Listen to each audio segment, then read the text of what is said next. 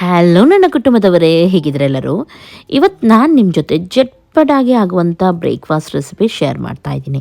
ಕೇವಲ ಬ್ರೇಕ್ಫಾಸ್ಟ್ ಮಾತ್ರ ಅಲ್ಲ, ಸ್ನ್ಯಾಕ್ಸಿಗೆ ಕೂಡ ಇದು ತುಂಬ ಚೆನ್ನಾಗಾಗುತ್ತೆ. ಅಂದರೆ ಈವ್ನಿಂಗ್ ಟೈಮಲ್ಲಿ ಕೂಡ ಎಷ್ಟೊಂದು ಸಾಫ್ಟ್ ಇದೆ, ಅಷ್ಟೇ ಈಸಿ ಉಂಟು, ಅಷ್ಟೇ ಟೇಸ್ಟ್ ಉಂಟಿದ್ದು. ಹಾಗಾಗಿ ನೀವೆಲ್ಲರೂ ಇದನ್ನು ಟ್ರೈ ಮಾಡಿ. ಇದಕ್ಕೆ ಬೇಕು 1 ಕಪ್ಪಷ್ಟು ಮೈದಾ ಹಿಟ್ಟು ನಾನು ತೊಗೊಂಡಿದ್ದೀನಿ. ನಾನಿಲ್ಲಿ ಸ್ವಲ್ಪ ಮಾಡಿ ತೋರಿಸ್ತಾ ಇದ್ದೀನಿ. ಮೈದಾ ಹಿಟ್ಟು ಬದಲು ನೀವು ಗೋಧಿ ಹಿಟ್ಟು ಕೂಡ ಆ್ಯಡ್ ಮಾಡ್ಬೋದು.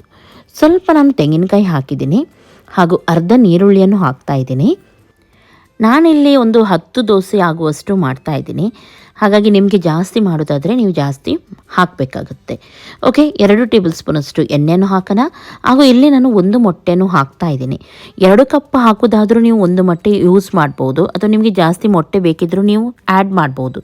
ಒಂದು 3ರಿಂದ 4 ಕಪ್ ಹಾಕೋದಾದರೆ ಒಂದು 2 ಮೊಟ್ಟೆ ಆದರೂ ಹಾಕಿ.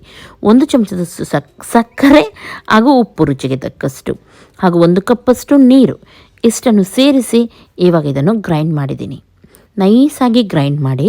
ನೀರುಳ್ಳಿ ಎಲ್ಲ ಹಾಕಿದ್ದು ಇದರಲ್ಲಿ ಉಳಿಬಾರ್ದು, ಒಳ್ಳೆ ರೀತಿ ಗ್ರೈಂಡ್ ಆಗಬೇಕಿದು.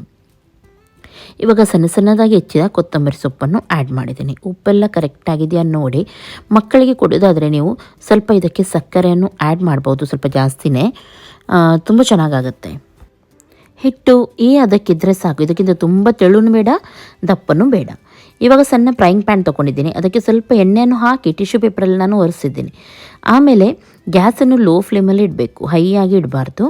1 ಚಮಚದಷ್ಟು ಹಾಕಿ ಕರೆಕ್ಟಾಗಿ ಮೆಲ್ಲನೆ ಈ ರೀತಿ ತಿರುಗಿಸಿದರೆ ಆಯಿತು. ಮೇಲ್ಗಡೆಯಿಂದ ಸ್ವಲ್ಪ ಆಯಿಲನ್ನು ಹಾಕೋಣ. ಇದು ಆಪ್ಷನಲ್, ಇದಕ್ಕೆ ಆಯಿಲ್ ಬೇಕಂತಲೇ ಇಲ್ಲ. ನಾನಿಲ್ಲಿ ತೆಂಗಿನ ಎಣ್ಣೆ ಸ್ವಲ್ಪ ಹಾಕಿದ್ದೀನಿ, ತುಂಬ ಚೆನ್ನಾಗಾಗುತ್ತೆ ಫ್ಲೇವರ್ಗೆ ಅಂತ ಹೇಳಿ. ನೀವು ಆಯಿಲ್ ಇಷ್ಟಪಡೋದವರು ಆಯಿಲ್ ಹಾಕದೇ ಇದನ್ನು ನೀವು ಫ್ರೈ ಮಾಡ್ಬೋದು. ಯಾಕೆಂದರೆ ಆಲ್ರೆಡಿ ನಾವು ಇದಕ್ಕೆ ಹಿಟ್ಟಿಗೆ ಎಣ್ಣೆಯನ್ನು ಹಾಕಿರ್ತೀವಲ್ವ, ಹಾಗಾಗಿ ಹಾಕಬೇಕಂತ ಇಲ್ಲ, ತಾನಾಗಿ ಚೆನ್ನಾಗಿ ಎದ್ದು ಬರುತ್ತೆ. ಇವಾಗ ಒಂದು ಸೈಡ್ ಫ್ರೈ ಆಗಿದೆ, ಇನ್ನೊಂದು ಸೈಡ್ ನಾನು ಚೆನ್ನಾಗಿ ಇದನ್ನು ಫ್ರೈ ಮಾಡ್ತೀನಿ. ಎಷ್ಟು ಡೀಪ್ ಫ್ರೈ ಮಾಡ್ತೀರಾ ಅಷ್ಟೇ ಒಳ್ಳೆ ಟೇಸ್ಟ್ ಇರುತ್ತೆ ಇದು. ನೋಡಿ, ಈ ರೀತಿ ಕೆಂಪಾಗಿ ನೀವು ಫ್ರೈ ಮಾಡಬೇಕು, ಚೆನ್ನಾಗಾಗುತ್ತೆ. ಹಾಗೂ ಬಿಸಿ ಬಿಸಿ ಇರುವಾಗ ತಿನ್ನಲಿಕ್ಕೂ ತುಂಬ ಟೇಸ್ಟಿಯಾಗಿರುತ್ತೆ ಇದು. ಜಸ್ಟ್ ನೀವೊಮ್ಮೆ ಇದನ್ನು ಟ್ರೈ ಮಾಡಿ ನೋಡಿ. ನೋಡಿ ಎಷ್ಟೊಂದು ಚೆನ್ನಾಗಿ ಬಂದಿದೆ. ಕೆಲವರು ಎನಿಸ್ಬೋದು ಮೊಟ್ಟೆ ವಾಸನೆ ಬರೋದಿಲ್ವಾ ಅಂತ ಹೇಳಿ. ಏನು ಕೂಡ ಬರೋದಿಲ್ಲ, ತುಂಬ ಟೇಸ್ಟಿಯಾಗಿದ್ದು ಬರುತ್ತೆ. ಹಾಗೂ ಚಟ್ಪಟಾಗಿ ನೀವು ಇದನ್ನು ಮಾಡ್ಬೋದು. ನೋಡಿ, ಒಂದು ಸೈಡ್ ಬೇಗನೆ ಇದು ಫ್ರೈ ಆಗುತ್ತೆ. ಗ್ಯಾಸನ್ನು ನಾನು ಇವಾಗ ಮೀಡಿಯಮ್ ಫ್ಲೇಮಲ್ಲಿ ಇಟ್ಟು ಇದನ್ನು ಫ್ರೈ ಮಾಡ್ತಾ ಇದ್ದೀನಿ. ಇದೇ ರೀತಿ ಎಲ್ಲವನ್ನು ಕೂಡ ಫ್ರೈ ಮಾಡಿ ತೆಗೆದರೆ ಆಯಿತು.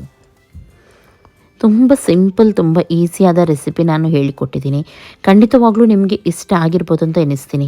ಇಷ್ಟ ಆದರೆ ಇವಾಗಲೇ ಒಂದು ಲೈಕ್ ಮಾಡಿ. ಒಂದು ಸೈಡ್ ಫ್ರೈ ಆಗಿದೆ, ಟರ್ನ್ ಮಾಡಿ ಇನ್ನೊಂದು ಸೈಡ್ ಕೂಡ ನಾವು ಚೆನ್ನಾಗಿ ಫ್ರೈ ಮಾಡೋಣ.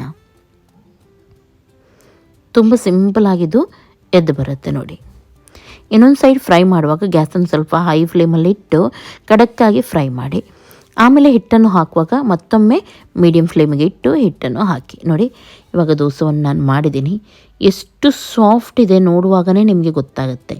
ನೋಡಿ, ತುಂಬ ಒಳ್ಳೆ ಟೇಸ್ಟ್ ಇರುತ್ತೆ. ಇದನ್ನು ನೀವು ಹೀಗೇ ತಿನ್ಬೋದು, ಇದಕ್ಕೆ ಎಕ್ಸ್ಟ್ರಾ ಏನು ಬೇಕಂತ ಇಲ್ಲ. ಓಕೆ, ನಾಳೆ ಸಿಗ್ತೀನಿ ಒಳ್ಳೆ ರೆಸಿಪಿಯೊಂದಿಗೆ. ಲೈಕ್ ಮಾಡಿ, ಶೇರ್ ಮಾಡಿ ಹಾಗೂ ಸಬ್ಸ್ಕ್ರೈಬ್ ಮಾಡಿ. ಎಲ್ಲರಿಗೂ ಟೇಕ್ ಕೇರ್, ಬಾಯ್ ಬಾಯ್.